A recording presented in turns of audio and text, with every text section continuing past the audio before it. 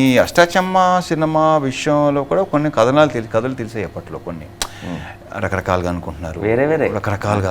ఫైనల్గా ఆ హీరోకి ఆడిషన్ లాగా షూట్ చేస్తుంటే నేను తనకి డైలాగులు ఇవ్వడానికి నేను ఆ ఫ్రెండ్ నేను అంటే తను రియాక్ట్ అవ్వాలంటే పక్కన కూడా ఉండాలి కదా.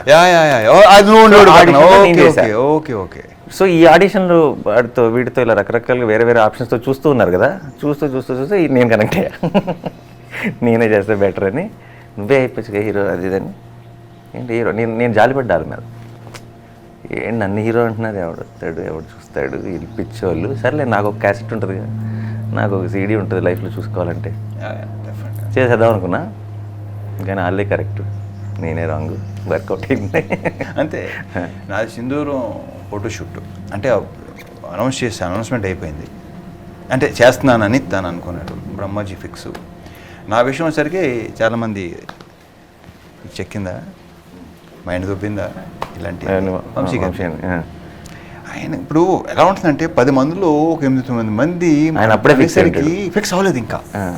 ఆయన అలాంటి ఫిక్స్ అవుతాడు కాదు అంటే కాదు ఆ టైంలో కాదు. అంటే మళ్ళీ ఇక్కడ పేర్లు చెప్పడం వల్ల పెద్ద వాళ్ళు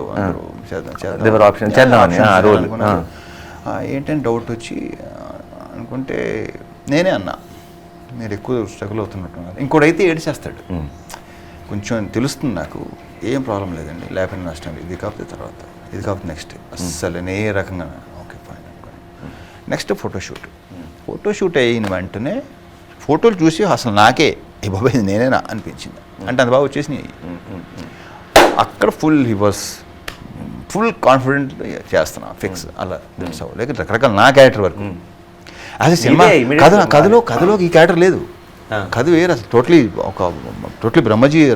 ఇది సినిమాలో ఎంటర్టైన్మెంట్ అనేది మిస్ అవుతుంది అనేది తీసుకొచ్చిన ఎలిమెంట్. ఇది ఈ ఎలిమెంట్ వర్కౌట్ అయిపోయింది, సాలిడ్గా వర్కౌట్ చేసేటప్పుడు.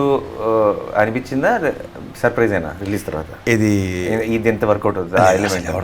ఎవడు అనుకోలేదు, ఆయనే అనుకోలే. మీకు కనిపించింది? అస్సలు చేయలేదు. అది వచ్చిన తర్వాత ఒక రకం చూడు. ఇప్పుడు ఫోన్ చేసి బలం ఉంది, సినిమాలు బలం ఉంది, గడ్డ ఉండేవాడు. సినిమా ప్రతి ఒక్కడిది ఫస్ట్ ఫోకస్ పాయింట్ హై రే హై అది ఎవరితను సాలిడ్గా వర్కౌట్. దాని తర్వాత ఇంకా